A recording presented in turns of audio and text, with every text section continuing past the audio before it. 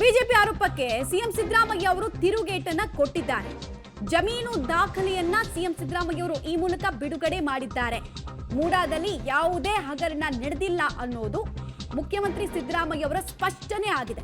ನಾವು ಅಧಿಕಾರಕ್ಕೆ ಬಂದಿರೋದು ಬಿಜೆಪಿಗೆ ಸಹಿಸೋಕೆ ಆಗ್ತಾ ಇಲ್ಲ. ನನ್ನ ವ್ಯಕ್ತಿತ್ವಕ್ಕೆ ಮಸಿ ಬಳಿಯುವುದಕ್ಕೆ ಹಾಗೂ ಕಪ್ಪು ಚುಕ್ಕೆ ತರುವಂತಹ ಪ್ರಯತ್ನವನ್ನ ಬಿಜೆಪಿಯವರು ನಿರಂತರವಾಗಿ ಮಾಡ್ತಾ ಇದ್ದಾರೆ ಅಂತ ವಾಗ್ದಾಳಿ ನಡೆಸಿದರು. ಬಿಜೆಪಿಯವರು ಜೆಡಿಎಸ್ನವರು ರಾಜಕೀಯವಾಗಿ ಹತಾಶರಾಗಿದ್ದಾರೆ. ಕಳೆದ ವಿಧಾನಸಭಾ ಚುನಾವಣೆಯಲ್ಲಿ ನಾವು 135+1 ಸ್ಥಾನ ಗೆದ್ದ ಮೇಲೆ ರಾಜಕೀಯ ಪ್ರೇರಿತವಾದಂಥ ಹೇಳಿಕೆಗಳನ್ನು ಕೊಡ್ತಾರೆ. ಮತ್ತೆ ಮುಖ್ಯಮಂತ್ರಿಗಳ ವ್ಯಕ್ತಿತ್ವಕ್ಕೆ ಮಸಿ ಬೆಳಿಲಿಕ್ಕೆ ಪ್ರಯತ್ನ ಮಾಡ್ತಾ ಇದ್ದಾರೆ. ಅವರಿಗೆ ಕಾಂಗ್ರೆಸ್ ಪಕ್ಷ ಮತ್ತೆ ಅಧಿಕಾರಕ್ಕೆ ಬಂದಿರತಕ್ಕಂಥದ್ದನ್ನು ಸಹಿಸಿಕೊಳ್ಳಲಿಕ್ಕಾಗ್ತಾ ಇಲ್ಲ. ನಾನು 2ನೇ ಬಾರಿ ಮುಖ್ಯಮಂತ್ರಿ ಆಗಿರೋದನ್ನು ಕೂಡ ಸಹಿಸಿಕೊಳ್ಳಲಿಕ್ಕಾಗ್ತಾ ಇಲ್ಲ. ನಾವು 2 ವಾರ ವಿಧಾನಸಭೆಯನ್ನು ಕರೆದಿದ್ದೆವು. ಮುಂಗಾರು ಅಧಿವೇಶನ 2 ವಾರಗಳ ಕಾಲ.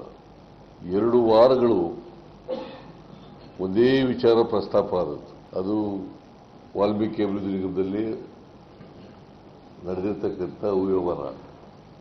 ಅದನ್ನು ಬಿಟ್ಟರೆ ರಾಜ್ಯದ ಸಮಸ್ಯೆಗಳ ಬಗ್ಗೆ ಚಕಾರ ಎತ್ತಲಿಲ್ಲ.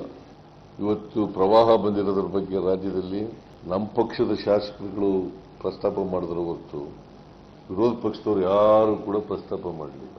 ಮತ್ತೆ ಬೇರೆ ವಿಚಾರಗಳ ಬಗ್ಗೆನೂ ಕೂಡ ಚರ್ಚೆ ಆಗಲಿಲ್ಲ. ಇದನ್ನೆಲ್ಲ ನೋಡಿದಾಗ ಬಹಳ ಸ್ಪಷ್ಟವಾಗಿ ಗೊತ್ತಾಗ್ತದೆ, ಮುಖ್ಯಮಂತ್ರಿಗಳಿಗೆ ಮಸಿ ಬೆಳಿಬೇಕು, ರಾಜ್ಯ ಸರ್ಕಾರಕ್ಕೆ ಮಸಿ ಬೆಳಿಬೇಕು, ಮುಖ್ಯಮಂತ್ರಿಗಳ ವ್ಯಕ್ತಿತ್ವಕ್ಕೆ ಕಪ್ಪು ಚುಕ್ಕೆ ತರಬೇಕು ಅಂತೇಳಿ ಇಡೀ ಸದನದಲ್ಲಿ 2 ವಾರಗಳ ಸದನದಲ್ಲಿ ಪ್ರಯತ್ನವನ್ನು ಮಾಡಿದ್ದಾರೆ. ಮ್ಯೂಟೇಷನ್ ಮಾಡಬೇಕು, ಇವನ್ ಹೆಸರಿಗೆ ಖಾತೆ ಮಾಡಿಕೊಡಬಹುದು, ದೇವರಾಜ್ ಹೆಸರಿಗೆ ಖಾತೆ ಮಾಡಿಕೊಡಬಹುದು ಅಂತ ಬರ್ಕೊಂಡಿದ್ದಾರೆ. ಆ ಫ್ಯಾಮಿಲಿನಲ್ಲಿ ಇವತ್ತವರೆಗೆ 20 ವರ್ಷದಿಂದ ಜಗಳ ಇಲ್ಲದ ಕಡೆ ಜಗಳ ಉಂಟು ಮಾಡಕ್ಕೆ ಹೋಗಿದ್ದಾರಲ್ಲ ಇವರು. ಇವ್ರಿಗೇನಾದ್ರು ಮಾನ ಮರ್ಯಾದೆ ಇದೆಯಾ? ಅವರು ಅನ್ಯೋನ್ಯವಾಗಿದ್ದವ್ರ ಮನೆಯಲ್ಲಿ ಎತ್ಕಟ್ಟಿ ಆ ಮಂಜುನಾಥ ಸ್ವಾಮಿ ಕೈಲಿ ಹೇಳಿಕೆ ಕೊಡ್ಸಕ್ಕೆ ಹೋಗಿದ್ದಾರಲ್ಲ. ಡಿಸಿ ಭೇಟಿ ಮಾಡಿಸಿ, ಮೈಸೂರಿನ ಡಿಸಿ ಮಾಡಿಸಿ ನನಗೂ ಹಕ್ಕಿದೆ ಅಲ್ಲಿ ಅಂತ ಹೇಳ್ತಾರಲ್ಲ. ಇವ್ರಿಗೇನಂತ ಕರೆಯೋದು? ಮನೆ ಮುರುಕರು.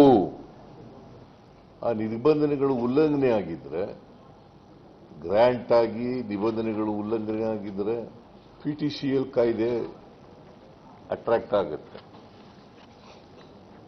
ಇಲ್ಲಿ ಇದು ಪಿತ್ರಾರ್ಜಿತ ಆಸ್ತಿ, ಇದು ಸ್ವಯಾರ್ಜಿತ ಆಸ್ತಿ. ಯಾವ ಕಾರಣಕ್ಕೂ ಕೂಡ PTCL ಕಾಯ್ದೆ ಅಟ್ರಾಕ್ಟ್ ಆಗಲ್ಲ.